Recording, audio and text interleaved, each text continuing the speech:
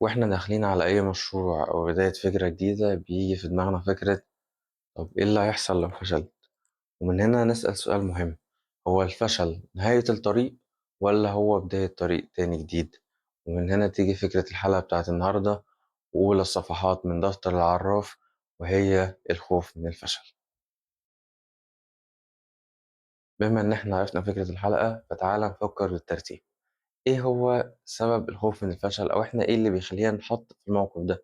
فكرة ان احنا بنخاف من الفشل لما نيجي نعمل حاجة جديدة، ودي طبيعتنا كبني ادمين ان احنا عايزين نجرب حاجة جديدة، نوصل لحاجة جديدة، وبيجي لنا افكار كتير مختلفة عن اللي احنا عشناها. ممكن نشوف مخاطر او حاجات بتحصل لنا هو تخلينا ناخد ريسك بشكل جديد او بشكل كبير جدا. فمن هنا بيجي فكرة ان انت خايف من الفشل لان انت عندك سبب عايز تنجح له او حاجة عايز توصل لها. فالفكرة كلها إن أنت دلوقتي واقف في مكان معين عايز توصل لمكان تاني. عشان توصل للمكان التاني ده، هي الموضوع مش ببساطة. أكيد هيبقى فيه ريسك، هيبقى فيه حاجة، لأن طالما الموضوع مش بسيط، ما يعني لو كان الموضوع بسيط كان زمان كل عمل. فأكيد الموضوع مش بسيط. فأنت بتيجي تقعد مع نفسك تحسبها: طب أنا هعمل كذا وهسوي كذا، طب وإيه اللي هيحصل لي لما أعمل كل ده؟ فأنت بعد كل الحسابات دي كلها بتكتشف إن الموضوع جميل جدا، بس الفكرة إن فيه مخاطرة واحتمال إنك تفشل. ومن هنا بنقف وبنحصل حاجات كتيرة، اللي هو في ناس بتتراجع عن الفكرة وتلغيها خالص بسبب إن هي خايفة من الفشل، أو إن هم مش حاسين إن ده اللي هو ده اللي هيعمل فرق يعني.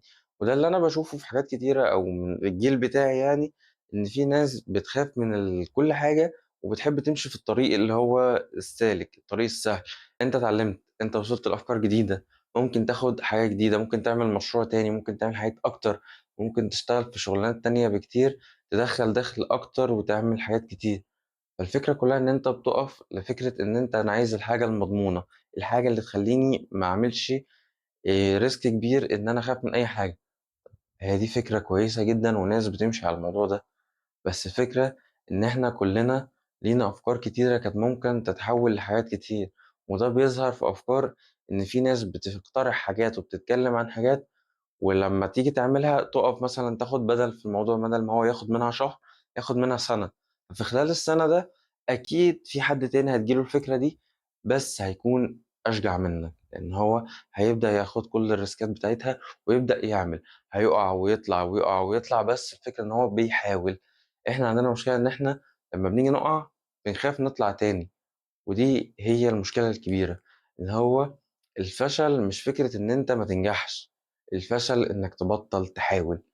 ودي اللي إحنا لازم نشتغل عليه، إن هو ما نخافش من الفشل، بس الفكرة إن إحنا لازم نحاول مرة واتنين وتلاتة. وده اللي المفروض يحصل، إن أنت لازم تحاول مهما كانت المحاولة ومهما كان عدد المرات اللي أنت فشلت فيها. لازم ما تبطلش تحاول، وما تفكرش ان الدنيا كلها متآمرة عليك وان الناس كلها جاية عليك وعايزين يأذوك وعايزين يفشلوك انت بالذات. للأسف العالم أكبر بكتير من إن هو يركز عليك أنت بس. يعني حاسس إن هي جملة قاسية شوية، بس هي دي حقيقة. انت مش محور الكون، بس انت تقدر تبقى محور الكون، تقدر تبقى وتيرة مركزية الناس كلها تتكلم عنها، او انت تتحرك في حاجات معينة تبقى هي المهمة. بس الفكرة دي مش هتوصل بمجرد افكار، هتوصل لما تحقق حاجة، لما تنجح، لما توصل لحاجة محدش قبل كده وصل لها. وعشان توصل لحاجة محدش قبل كده وصل لها لازم تعمل حاجة محدش قبل كده عملها، يعني بديهيات. هي دي الفكرة كلها. انت هتفضل خايف طول ما انت قاعد ما بتعملش حاجة، وانت هتفضل خايف لو رابط نفسك بكلام الناس وفكرة: طب انا لو عملت كده طب انا ممكن افشل، طب الناس تتريق عليا، طب الناس تضحك عليا، طب انا هخسر فلوس كتير. الفكرة ان انت كده كده بتخسر حياتك، لان احنا حياتنا عبارة عن وقت وفرص احنا نستغلها. استغليت الفرص واستغليت الوقت توصل لنجاح مهما كان النجاح ده عامل ازاي. استغلتهمش او وقعت، هتوصل لحاجة بس مش هتوصل لأعلى حاجة انت ممكن توصل لها. وهي دي فكرة النهاردة، ان انت حاول ما تخافش من الفشل. حاول انك تجرب مرة واتنين وتلاتة وانجح وقع ومش عارف ايه اللي يحصل. بس الفكرة ان انت هتموت لو بطلت تحاول. دي بالنسبة لي، الانسان عايش طول ما هو بيحاول. وهنشوف على كده افكار ناس كتير وامثلة ناس كتير وحاجات كتيرة بنشوفها اصلا في حياتنا، وممكن حاجات احنا بنجربها في حياتنا بس احنا مش مدركين ان احنا بنحاول فيها. مثلا انت لو عايز توصل لحاجة معينة او عايز تشتري حاجة الساعة 1 بالليل، فأنت عارف إن في محل آخر الشارع، فأنت لقيته قافل، فاضطريت تمشي لآخر شارع تاني أو فضلت تمشي مسافات كتيرة جدًا عشان أنت محتاج الحاجة دي الساعة 01:00. وده اللي حصل.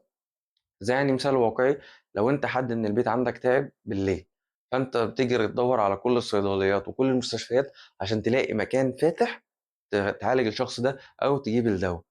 هي دي نفس الفكرة، أنت إيه اللي خلّاك تعمل كده أو إيه اللي خلّاك تدوّر كل ده؟ طب ما كنت ممكن تروح أول صيدلية على أول الشارع تسألهم مش موجودة أو هم قافلين فخلاص أنا هارجع تاني. بس أنت فاهم الموضوع لازم يحصل، لازم أجيب الحاجة دي دلوقتي، لازم أنجح. هو أنا باشوف إن ناس كتيرة ما بتوصلش لحاجة غير لمّا تنحط تحت ضغط، اللي هو يا أنا يا ما فيش، يا هانجح يا هاموت. وده للأسف، يعني هو مش للأسف، بس الفكرة إن أنت ليه لازم نتحط في ضغط رهيب جدًا عشان ننجح. وده برضه شُفته في فكرة NVIDIA، اللي هو لمّا الشركة دي لمّا كانوا 3 طلعوا من الأول، اتحطّوا تحت ضغط فكرة إن اللي ادّاهم استثمار مادي هو الشخص قال لهم أنا هادّيكم مبلغ كذا، بس الفكرة إن أنتم لو ما نجحتوش أنا هاقتلكم. اللي هو عارف أنت جابها لك من الآخر، اللي هو أنت لازم تنجح، أنت لازم تحافظ على حياتك. هي دي الفكرة، ليه لازم نُقع في حتّة بعيدة خالص عشان ننجح؟ ما إحنا ممكن ننجح بأبسط الطرق، إن إحنا نحاول ونوصل لفكرة من غير ما نبوّظ كل حاجة. وهي دي رسالة النهارده.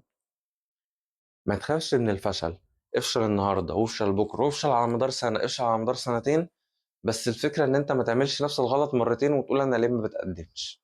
لأ، غيّر الفكرة، غيّر الطريقة، غيّر الهدف، غيّر الحياة كلّها، غيّر السيستم اللي أنت ماشي بيه، هتلاقيك بتوصل لحاجة جديدة. كل فشل جديد ده بيعتبر نجاح، لكن الفشل الحقيقي هو إنك تبطّل تحاول. الناجح مش شرط إنه يكون النجح من أول مرّة، الناجح ممكن يكون فشل 1000 مرّة، فشل مليون مرّة، بس الفكرة إن هو بيُقع ويقوم ويعيد ويوصل. ودي كانت حلقة النهارده من دفتر العراف، كان معاكم فارس الطراز.